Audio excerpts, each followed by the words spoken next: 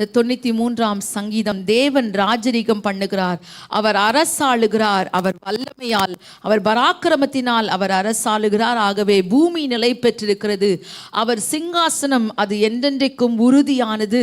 அவர் நிலையான சிங்காசனத்திலிருந்து ஆளுகை செய்கிறவர். மூன்றாவதாக, அவர் எல்லாவற்றினையும் அவர் அடக்கி ஆளுகிற வல்லமை பொருந்தினவர். 5வது வசனத்திலே கடந்த வாரத்தில் நாம் தியானித்தோம். அவருடைய வார்த்தைகள் அவைகள் நம்ப தகுந்தவைகள். அதனுடைய பின்பகுதியிலே இவ்விதமாய் சொல்லப்படு, கர்த்தாவே பரிசுத்தமானது நித்திய நாளாக உமது ஆலயத்தின் அலங்காரமாய் இருக்கிறது. இந்த சங்கீதத்தின் முதல் பகுதியில் ஆண்டவரை ராஜாவாக வைத்து அவருடைய ராஜரீகத்தை, அவருடைய மகத்துவத்தை சொல்லி அவருடைய வல்லமையை பறைசாற்றுகிறது. ஆனால் இந்த சங்கீதம் முடியும் போது அந்த ராஜாதி ராஜாவுக்கு எது அலங்காரம், அல்லது அவர் அதை எதை தன்னியமாய் வைத்திருக்கிறார் என்றால் பரிசுத்தத்தை அவர் தன்னகத்தை வைத்திருக்கிறார். அவருடைய பரிசுத்தத்தை குறித்து அவர் எப்படியான ராஜாவாய் இருக்கிறார், அவர் வல்லமையும் பராக்கிரமும் நிறைந்த ராஜா மட்டுமல்ல, அவர் பரிசுத்தம் நிறைந்த அவர் ராஜாவாய் இருக்கிறார். அவருடைய குணாதிசயங்களில் ஒன்று அது பரிசுத்தம். அது எப்படி? கர்த்தாவே பரிசுத்தமானது நித்திய நாளாக உமது ஆலயத்தின் அலங்காரமாய் இருக்கிறது. பரலோக தேவனுடைய பரம ஆலயத்தில் எப்படி பரிசுத்தமானது, அங்கே ஏசாயாவில் நாம் வாசிக்கிறோம் 6வது அதிகாரத்தில், பரலோகத்தில் எப்படி இருக்கும், சிங்காசனத்தில் வீற்றிருக்கிற தேவன் எப்படி இருப்பார் என்று சொல்லும்போது அங்கே இருக்கிற கேருபீன்கள் சேராபீன்கள் சொல்லுகிறது. 6வது அதிகாரத்தில் வாசித்தோமானால், சேனைகளின் தேவனாகிய கர்த்தர் பரிசுத்தர் பரிசுத்தர் பரிசுத்தர், பூமி அனைத்தும் அவருடைய மகிமையினால் என்ன செய்கிறது,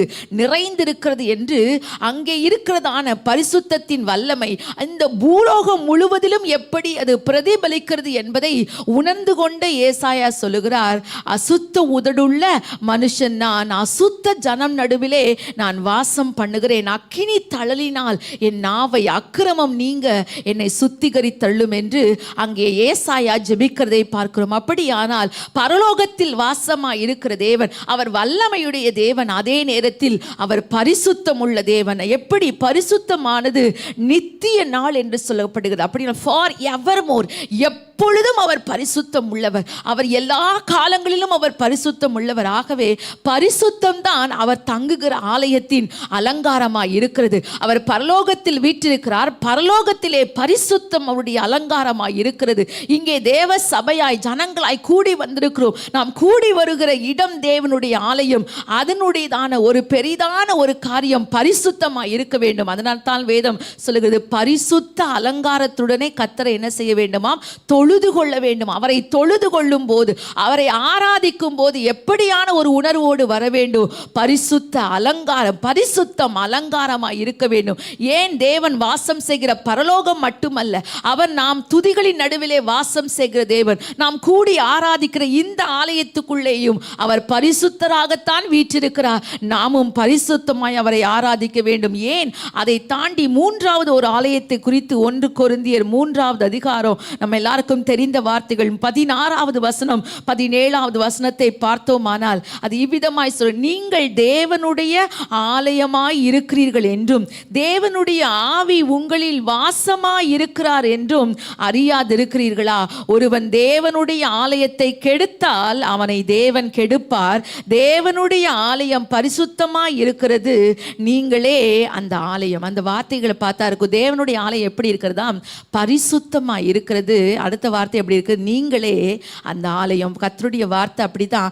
தேவனுடைய ஆலயம் பாருங்கள், பரலோகத்தில் அவர் வீற்றிருக்கிற அந்த பரிசுத்த ஆலயம் அது பரிசுத்தமாய் இருக்கிறது. ஏனென்றால் பரிசுத்த தேவன் அதன் நடுவில் வாசம் பண்ணுகிறார். தேவ ஜனங்கள் நாம் கூடி வருகிற ஆலயத்தில் அவரை பரிசுத்த அலங்காரத்தோடு அவரை தொழுது கொள்ள வேண்டும். 3வது, நாமே தேவனுடைய ஆலயம். நாம் தேவனுடைய ஆலயமாய் இருக்க வேண்டும் என்றால் பரிசுத்த தேவன் நமக்குள் வாசம் செய்ய நாம் நம்மை பரிசுத்தமாய் காத்துக்கொள்ள வேண்டும். அதைத்தான் 1 பேதுருவிலே 1வது அதிகாரம் 16வது வசனத்தில் சொல்லப்பட்டுகிறது. நீங்கள் உங்களை 15வது வசனம், உங்களை அழைத்தவர் பரிசுத்தராய் இருக்கிறது போல நீங்கள் உங்கள் நடக்கைகள் எல்லாவற்றிலும் பரிசுத்தராய் இருங்கள். நான் பரிசுத்தர், ஆகையால் நீங்களும் பரிசுத்தராய் இருங்கள். பரிசுத்த தேவன் நமக்குள்ள வாசம் பண்ணணும்னா நாம எப்படித்தான் இருக்க வேண்டும், பரிசுத்தமாய் தான் இருக்க வேண்டும். பரிசுத்தம் இல்லாத இடத்தில் தேவன் இருப்பது இல்லை. அப்படியானால் நமக்குள் தேவன் இருக்க வேண்டுமானால் ரொம்ப அழகாய் பேதுரு சொல்றார், உங்கள் நடக்கைகள் எல்லாவற்றிலும். பாருங்கள், இந்த சங்கீதத்தில் முதல் பகுதி எல்லாரும் விசுவாசிப்போம், அதெல்லாம் நடக்கணும்னு நினைப்போம். தேவன் சர்வ வல்லமை உள்ளவராக என் வாழ்க்கையில் என் குடும்பத்தில் எல்லாவற்றையும் செய்ய வேண்டும், அற்புதங்களை செய்ய வேண்டும் என்று விரும்புகிற நாம், தேவன் என் வாழ்க்கையில் அவர் பரிசுத்தராய் வீற்றிருக்க வேண்டும். ஆகவே அவர் தங்குகிற இந்த ஆலயமாகிய என் இருதயம், என் சரீரம் அவருக்கு பரிசுத்தமாய் இருக்க வேண்டும் என்பதை குறித்து நாம் எவ்வளவு அக்கறை உள்ளவர்களாய் இருக்கிறோம். அப்படி இருப்போமானால் நாம செய்கிற சின்ன சின்ன காரியத்தையும் பரிசுத்த ஆவியானவர் நமக்கு உணர்த்துவார். இது தவறு, இப்படி நடந்து கொண்டே இருக்கக்கூடாது. நாம் வாழுகிற வாழ்க்கையில் சாகும் வரையில் நாம் இப்படிப்பட்ட குணத்தோட இருப்போமானால் எப்படி சர்வ வல்லவராகிய பரிசுத்தரிடத்தில் போய் சேருவோம் என்கிற எண்ணத்தை ஆண்டவர் நமக்குள்ள தருவார். அந்த எண்ணம் இராவிட்டால் நாம் எப்படி இருப்போமானால் வெறும் கட்டிடமாய்த்தான், வெறும் சரீரமாய்த்தான், அதற்குள்ளே தேவன் பரிசுத்த தேவன் இருக்க மாட்டார்.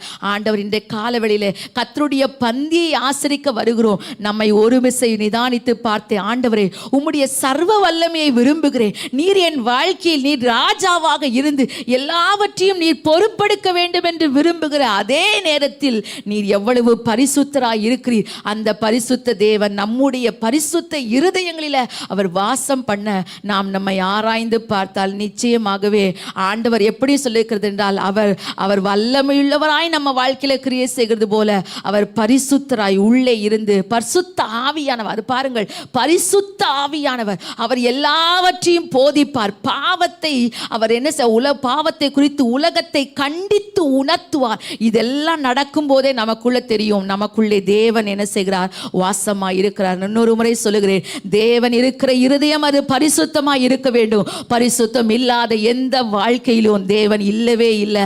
நம்மை ஆண்டவர் அதற்கென்று அழைக்கவில்லை. நான் பரிசுத்தர், ஆகையால் நீங்களும் பரிசுத்தராய் இருங்கள். எப்படி உங்கள் நடக்கைகள் எல்லாவற்றிலும் ஆண்டவர் நித்திய நாளாய் பரிசுத்தமானது அவருடைய ஆலயத்தின் அலங்காரமாய் இருக்கிறது.